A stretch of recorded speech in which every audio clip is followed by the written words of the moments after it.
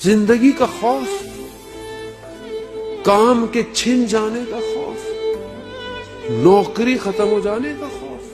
میں تو اسی میں زندگی گزار رہا ہوں. عزیزان تو ماہ رجب ہے.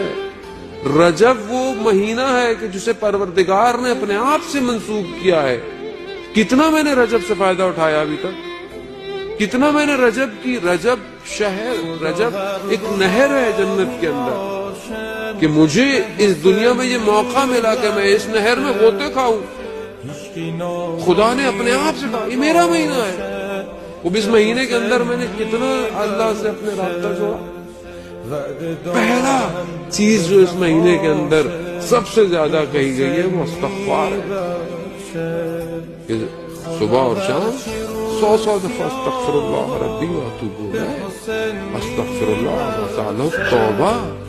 کتنی میری زبان پر استغفار.